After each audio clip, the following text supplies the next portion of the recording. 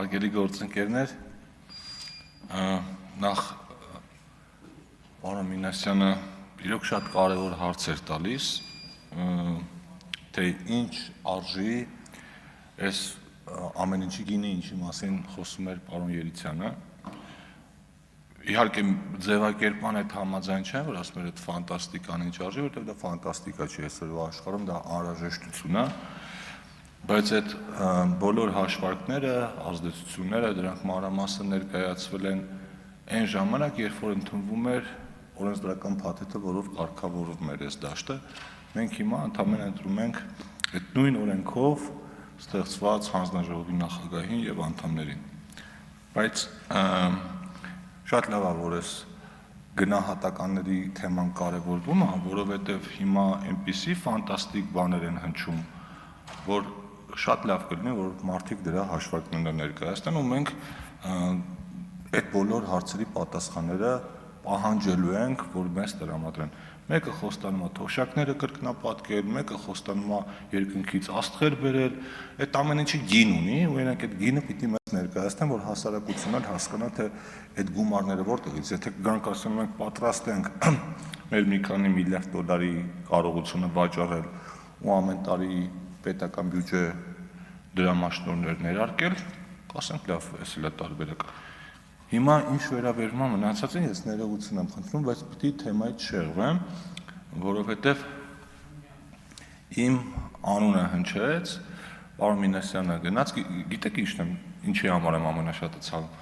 եւ պարոն Մինասյանը, եւ պարոն Ավետիսյանը Հայաստան դաշինքի են հատուկ են պատգամավորներից են, որոնց նկատմամբ ես շատ նորմալ դրական վերաբերմունք ունեմ, բայց զորով իրենց տանում մտցնում են մտ ինչ-որ թեմայի մեջ, որը շատ անշնորհակալ է։ Խոսքը հիմա բջջային հեռախոսների թեման է։ Ասում եմ 2000-ականների սկզբին փողոցում 7 տարեկան երեխային եթե հարցնեի, ով է Հայաստանում բջջային հեռախոսներ ներկրում, օրինակ Nokia, ձեզ կասեն ով է ներկրում։ Այդ այն տիպի թեմա էր, որ անգամ դրա հետ կապված հրապարակումներ են եղել, անգամ ինչ-որ լուրեր կային, որ ինչ-որ գործողություններ են կատարվել։ Հիմա պարոն Մինասյանը ասում է դիմեք մրցակցության պաշտպանության հանձնաժողով եւ եթե չպարզվի, որ նման բան չի եղել, ներողություն պիտի խնդրեք։ Մրցակցության պաշտպանության հանձնաժողով կդիմեի մեծ սիրով, բայց այդտեղ կա 5 տարվա վաղեմության ժամկետ։ Իսկ այդ իրադարձություններ տեղի ունեցան մոտ 20 տարի առաջ, բայց այս մընտրիչմանը ուրիշ տեղ դիմեցի։ Դիմեցի ազգային անվտանգության ծառայություն, որովհետև 2018 թվականի սեպտեմբերին թե հոկտեմբերին հրապարակում եղավ, որ ԱԱԾ-ում գործը հարուցվել հենց այդ իմ նշած ժամանակահատվածի բջջային հեռախոսների այդ պատմությունների հետ, այն ժամանակ ազգային անվտանգության ծառայության տնօրենը, եթե չեմ սխալվում, Արթուր Վանեցյանն էր, հետո երևի պարոն Վանեցյանի հետ միասին այդ թեման էլ հեռացավ օրակարգից, հիմա կփորձենք պարզաբանել, բայց ոչ թե նրա համար, որ հետո ես գամ ներողություն խնդրեմ, որովհետև դա նույնն է, որ ես գամ ասեմ կներեք, որ երկինքը կապույտ էր, ոչ այդ ինձ բացարձակ ճշմարտություն է, այլ հակառակը, ինձ թվում է հակառակը պնդելն է վիրավորում սեփական քաղաքացիների ինտելեկտը։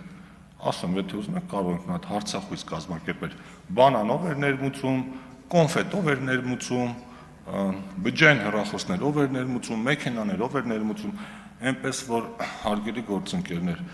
մեզ լսում են նաև մարդիկ,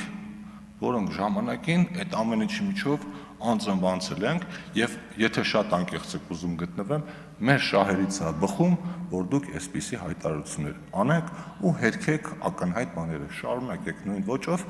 մնացած բաների պատասխանները 2-3 ամիս հետո կստանանք, շնորհակալություն։ Հավանիչ տեսանյութը եւ բաժանորդագրվիչ նորությունները բաց չթողնելու համար